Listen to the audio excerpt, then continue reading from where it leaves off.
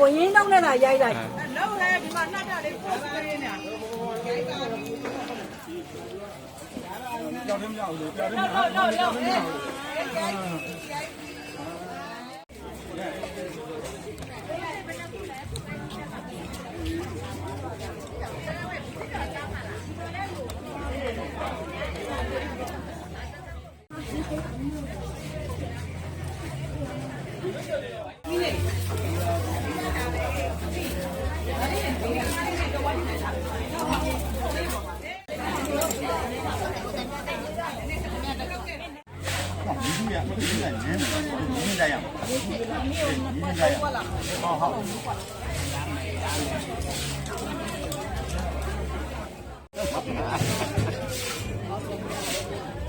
ညိုရင်ဖြစ်တယ်ပါဦးမဘူးတော့မလာသေးဘူးမလာသေးဘူးလား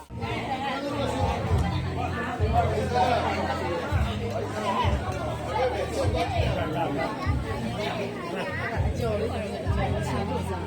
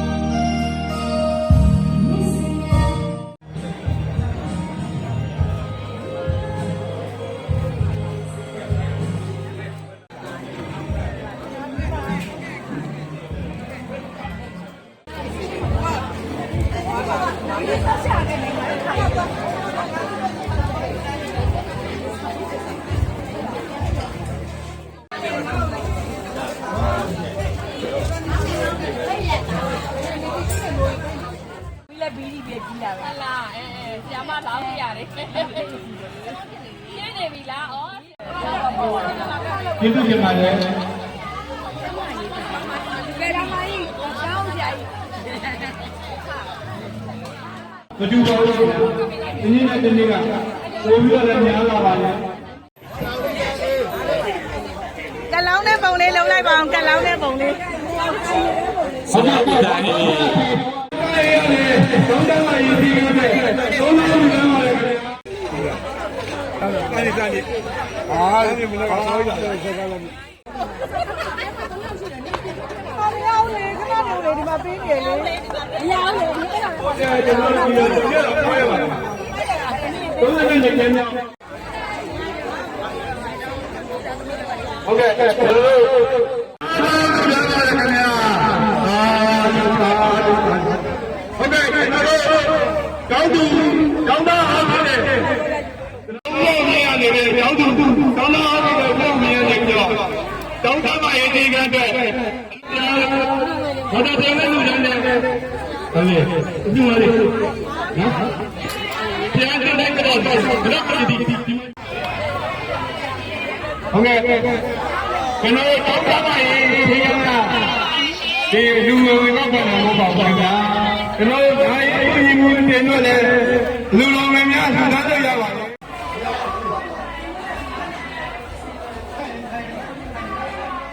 သွားပြီးငါပေးလိုက်ဟုတ်ပါသွားပြီးမိငါပြန်ပေး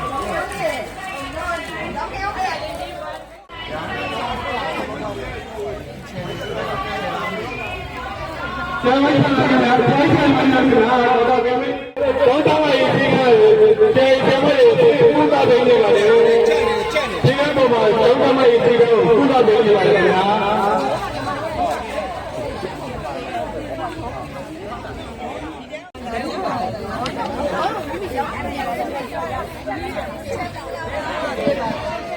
တောင်းပါရင်ဒီကမှာဘယ်လိုလဲကုသနိုင်ပါ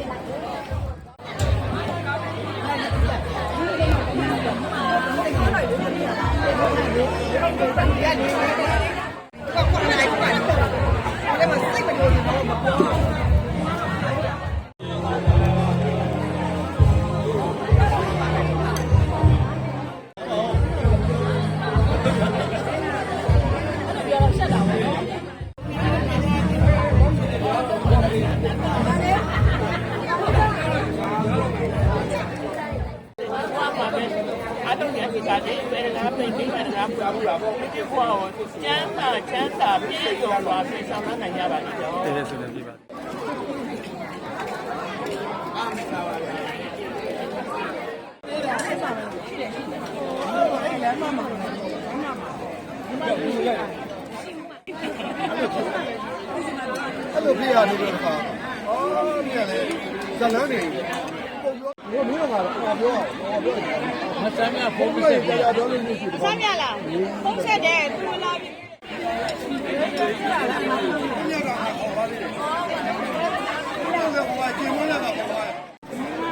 ဒီဘက်မှာအဲ့ပြန်ပေးတဲ့ဘာလို့လဲ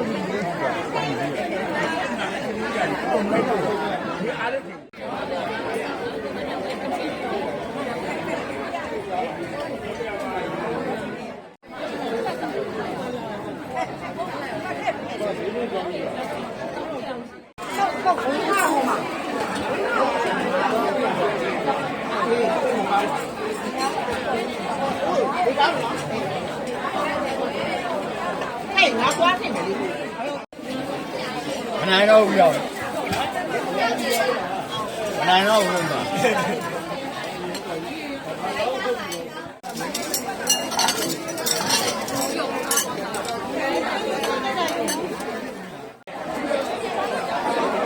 ဘယ်ထားကြီးကတော့ဒါဘူးတော့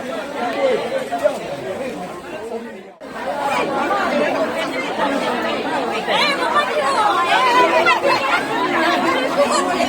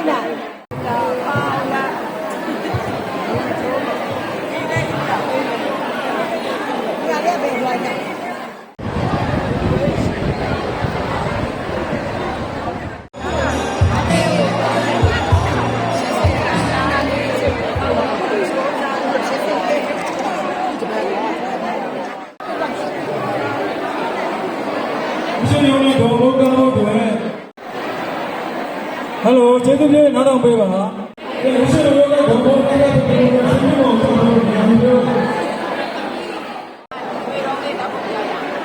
။ဘူရရိုက်တာ။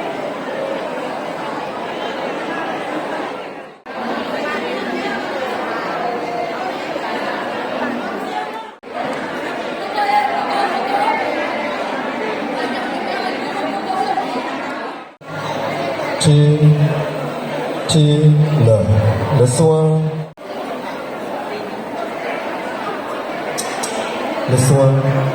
one, two.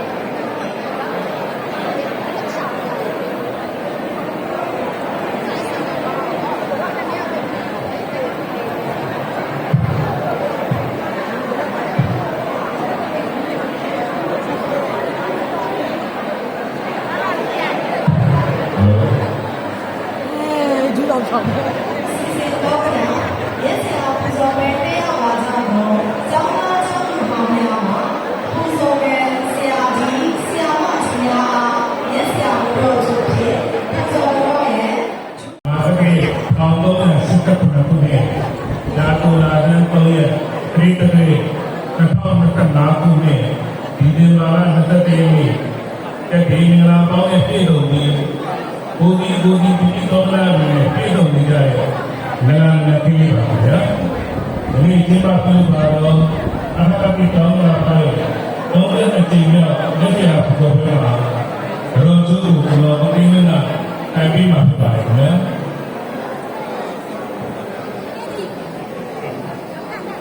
လနာပဲဝင်တရားကြီးဆရာမကြီးတို့ခင်ဗျာဘောအောင်မြင်ရင်ဘာအဖေလဲ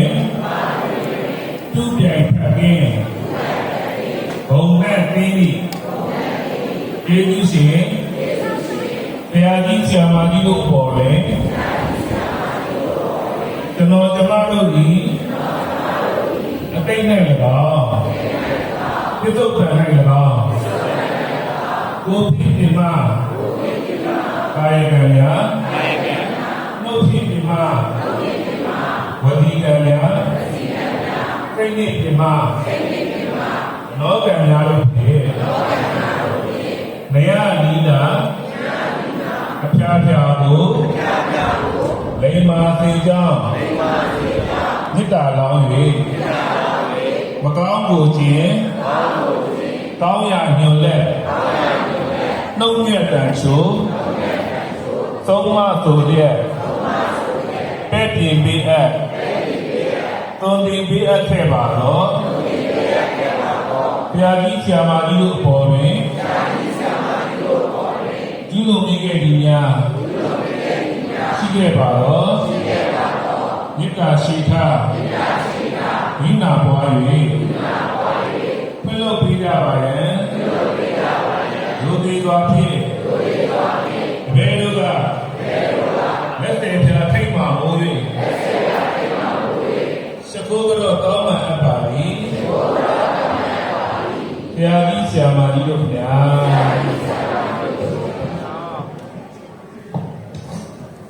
ဟုတ်ကဲ့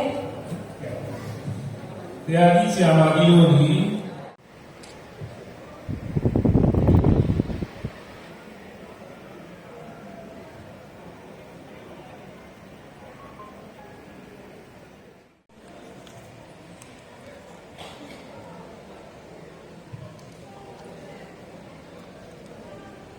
ဟုတ်ကဲ့အခမ်းအနားအစီအစဉ်900အားထားကြတဲ့တောင်းကလာဖကျောင်းသားအောင်ဖြစ်သူရွှေပင်ရွှေကြီးကျောင်းမှာကျောင်းအုပ်ကြီးဦးကျော်စိုးခေါ်ဦးကျော်မြင့်အောင်ကအာရှရပူဇော်ပွဲတစ်ချိန်ဟာကိုယ်တိုင်ရေးဆက်တည်ဆိုဂါရဝဖြစ်မှာပဲဖြစ်ပါရဲ့ရှင်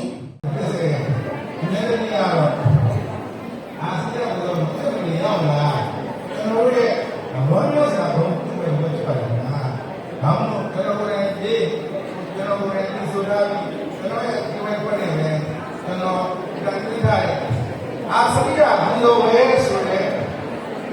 ဒုံပြုဂါရဝတိရဲ့အခြေအနေကိုနားတော်ဆက်ပြောပါမယ်။များကျွန်တော်ရဲ့ဒီလိုချစ်ပါများအာစရိယဘီလိုပဲလို့ရပါတယ်။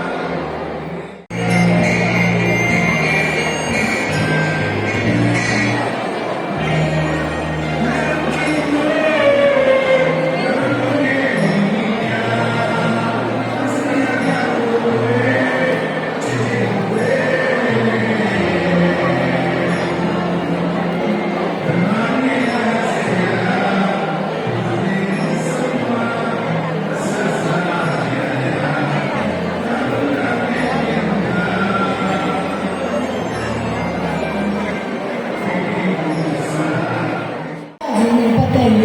ဆုံးမဩဝါဒစကားဆရာကြီးဦးသိန်းမှပြောကြားပေးပါရန်ဖိတ်ခေါ်အပ်ပါတယ်ရှင် အားလုံးသောအားလုံးကပြတ်တော်ဆရာကြီးဆရာမကြီးများကိုယ့်ရဲ့စီနီယာဆရာဆရာမများအားလုံးနဲ့ဆရာဆရာမအားလုံးကျွန်တော်ဒီနေရာနေပြီးတော့ယူသည်လေးမြတ်စွာအားလုံးကပြတ်ပါတယ်ခင်ဗျာကျောင်းသားကျောင်းသူများအားလုံးနဲ့ကျွန်တော်အနေနဲ့ပေါ့နော်ပြောရရင်တော့ဒီနေရာကိုငကိုလေးဟိုဟာလည်းပဲရည်ရွယ်ထားပါတယ်ငါတနေ့ဒီချိန်မှာတော့ဒီလိုနေရာမှာရောက်ပါပဲရည်ရွယ်ထားတယ်ဒါမှမဟုတ်သိတဲ့အတိုင်းပဲတနေ့ဒီကုန်းကုန်းလာခဲ့ပြီးအခုချိန်တော့ကျွန်တော်ကြီးမန်းတဲ့အတိုင်းဒီနေရာမှာကျွန်တော်ရောက်ခဲ့ပါတယ်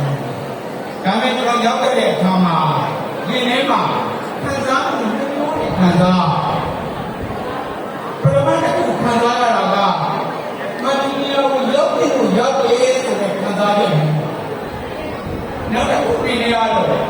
မဒီနေရာရောက်လို့စိုးတဲ့သားနဲ့များရောက်လာခဲ့ရတယ်လို့အဲ့လိုခံစားခဲ့ရပါအဲ့တော့ဘာလို့လဲလို့ပြောရင်ရောက်တယ်လို့ရောက်တယ်ဆိုတာကတော့အခုမှလာနည်းနည်းမိတော့ဖြစ်သွားတယ်ကိုယ့်တက်က84အောင်ကြည့်ပြီးဆိုတော့ရောက်တဲ့နေရာပဲလေဒါကြောင့်မလို့ရောက်တဲ့လူရောက်လာတယ်လို့ပြောရတာနောက်တစ်ခုကရောက်ဖို့စိုးရတာနဲ့များရောက်လာသလားဆိုတာတော့ကျွန်တော်ရဲ့အခုထွက်ရောက်လာကြတဲ့ဆရာကြီးတွေဆရာမကြီးတွေကိုယ့်ရဲ့စီနီယာဆရာဆရာမတွေအားလုံးကျွန်တော်ထက်ရှင်းကြတဲ့လူတွေအားလုံးဟာဒီနေရာမရောက်သေးတဲ့နဲ့ကျွန်တော်ကဒီနေရာကိုရောက်လာပြီးတော့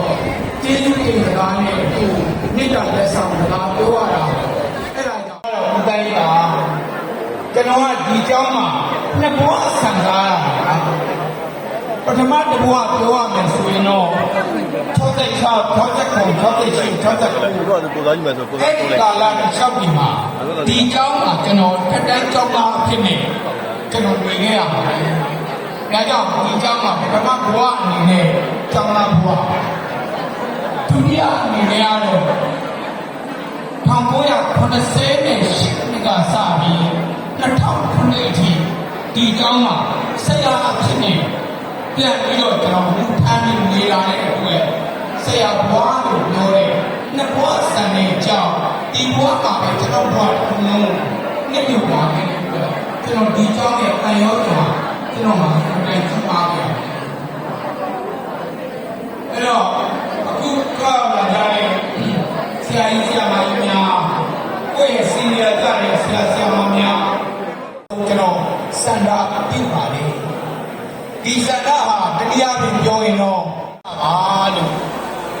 အဲ့ဒါမှပဲဒီစုကိုထောက်ကန်နဲ့ရကြမှာဖြစ်ပါတယ်အားလုံးနဲ့ပြည့်စုံကြပါစေလို့အားလုံးကိုစုမုံကောင်းတဲ့မြတ်တာစကားပူဇော်ရင်းနဲ့အခုဒီအာသရိယပူဇော်ပွဲဖြစ်အောင်အဖက်ဖက်ကဒီဆောင်းမဲ့ပေးကြတဲ့အမှုဆောင်ပွဲအားလုံးတော့ဒီနေ့ကျမ်းစာမှာကျမ်းစာကစိတ်နဲ့ရှင်ပြသွားတဲ့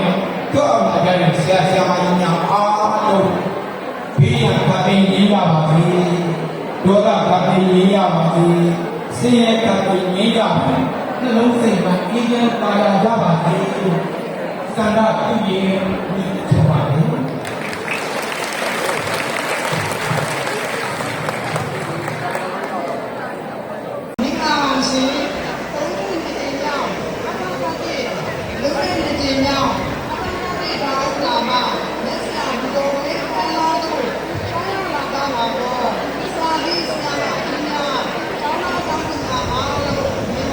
ရှိကျမကတော့အနာဂတ်တောင်းတာတော့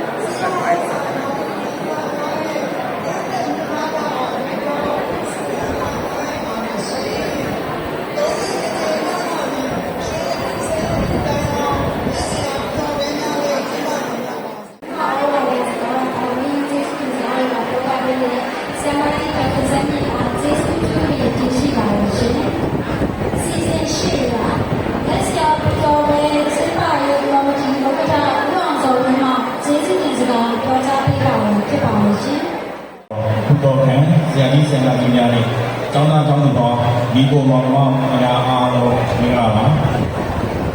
ကျွန်တော်ကတော့အောက်ဘုရားဘုရားကိုဘုရားရှိရာတဲ့မှာပထမနဲ့အောင်မြင်ခဲ့တဲ့ကျောင်းသားပေါင်းဘောအောင်တော်ဖြစ်ပါတယ်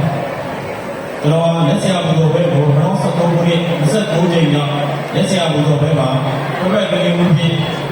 ဤစီရင်ပါဝင်ခဲ့ပြီးအချိန်30နှစ်အခုနှစ်ဒီ30ကြိမ်မြောက်လက်ဆရာဘုရားဘဲလို့နေတော့ဥပဒေပြေပါဝင်ဆောင်ရွက်ခဲ့ပါတယ်ဒီပေါင်းများစွာစက်တဲ့အမှုတော်ခန္ဓာရန်အတွက်ကျမ်းမာချမ်းသာကြပါစေလို့ဆုတောင်းပြတာဘုရားရင်ဒီဟုတ်ထွန်းပါသည်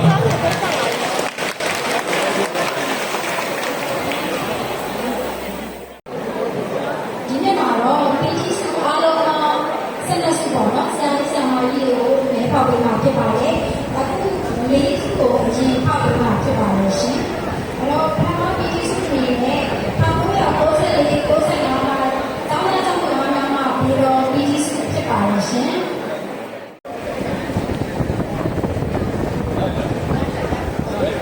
ဒီ PG စုကို1994 95မှာလက်တီမျိုးနဲ့တင်ရခြင်းတစုမှာဒီကဖြစ်ပါတယ်ရှင်ရှင်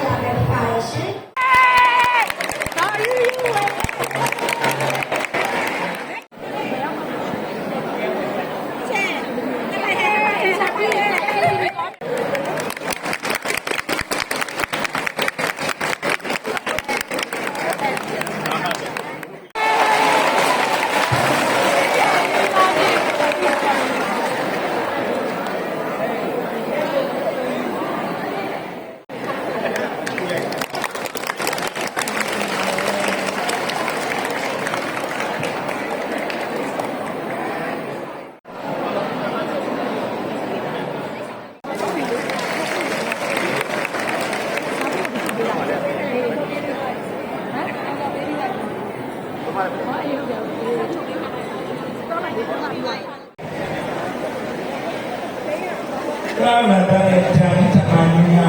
အကုန်မနဲ့ကိုယ်ကြီးဒီလေးမှာလည်းအားလုံးမင်္ဂလာပါလို့မကုန်းချက်တော့တယ်ဒီနေ့တော့လည်းဒီရောက်လက်ဖျားပူတော်ပွဲနဲ့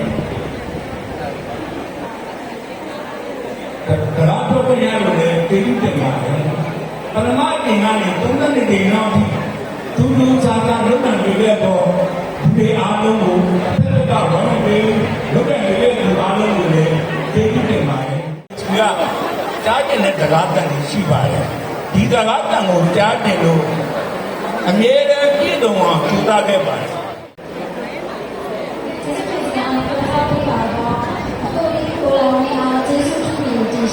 ရှင်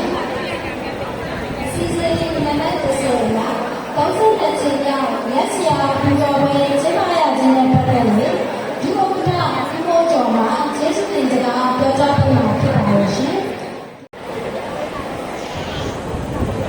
ဒီနေ့ကျမလည်းဘုရားမတင်များအကကပြေတောင်းလာပါလို့လက်ဆရာပူဇော်ပွဲကိုတရားမှချပါတော့ရောကင်ဆရာကဒီမှာပြီး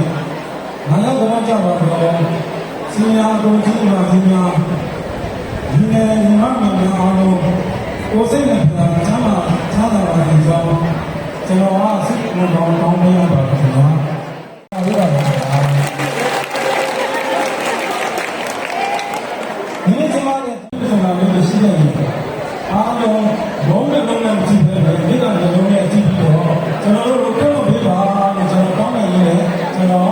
ဒီလိုချက်ပါအားလုံးကြည့်ကြည့်ပါမယ်ပ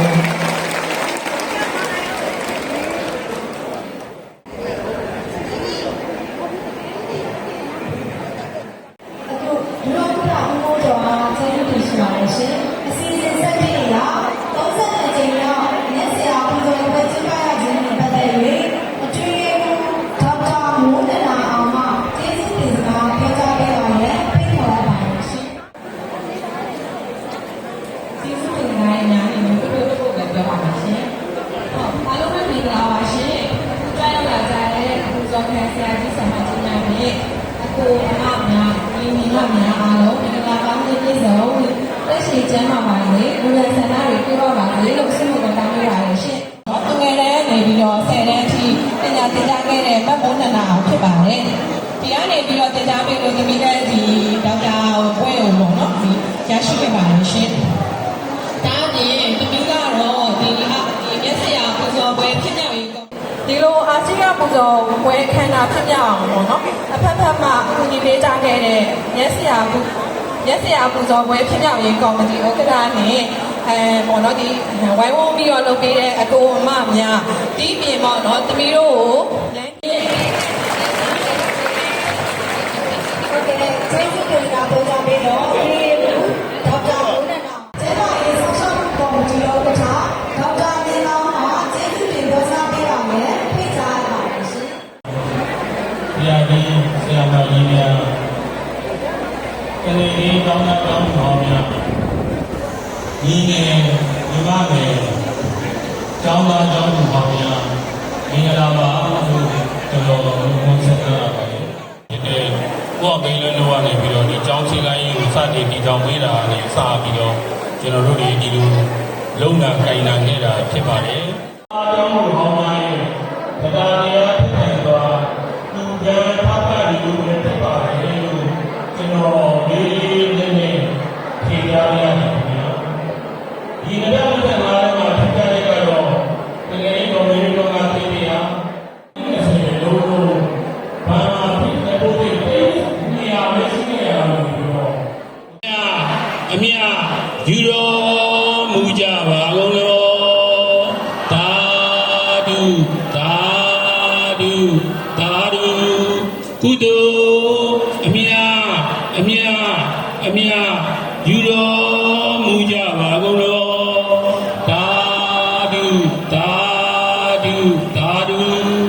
ကုသိုလ်အမြယူတော်မူကြပါကုန်လို့သာဓုသာဓုသာဓုအားလုံးကိုကျေးဇူးတင်ပါတယ်ခင်ဗျာ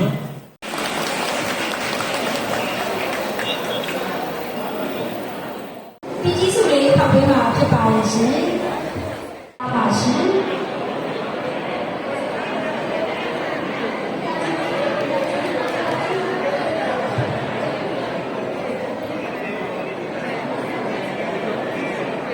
ဆရာမကြီးဒေါ်သိန်းသိန်းဆွေဖြစ်ပါရဲ့ရှင်။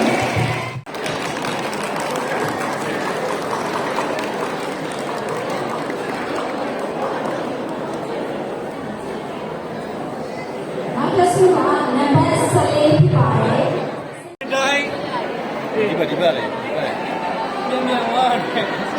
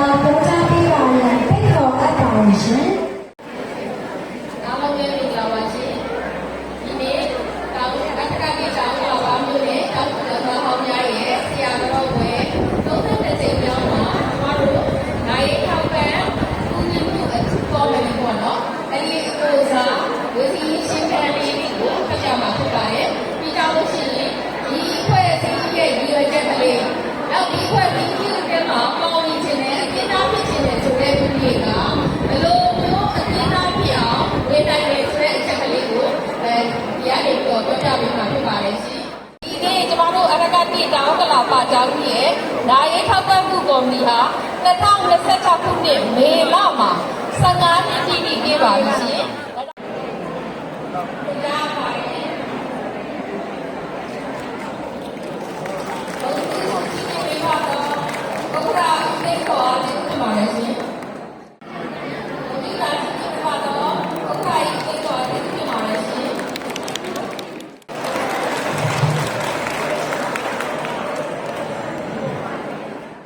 ပေးပါတော့နိုင်ရင်တော့ဘယ်ကောင်းလို့တာမှာအတွေ့အကြုံတော်ဝင်တဲ့နေရာကျေးဇူးချုပ်ပြီးတင်ရှိပါလို့ရှင်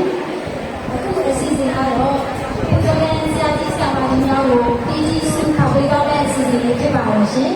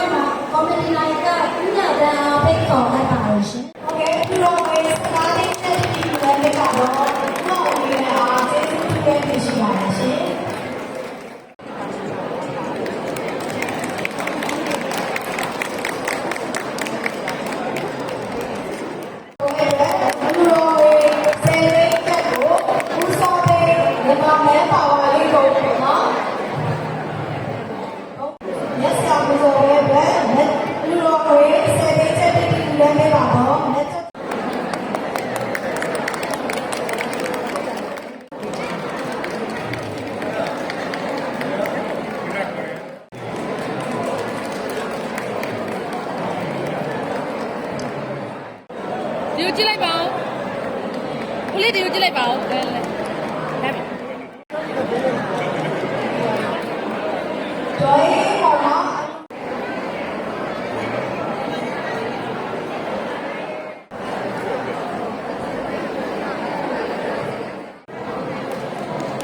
Potato Metisani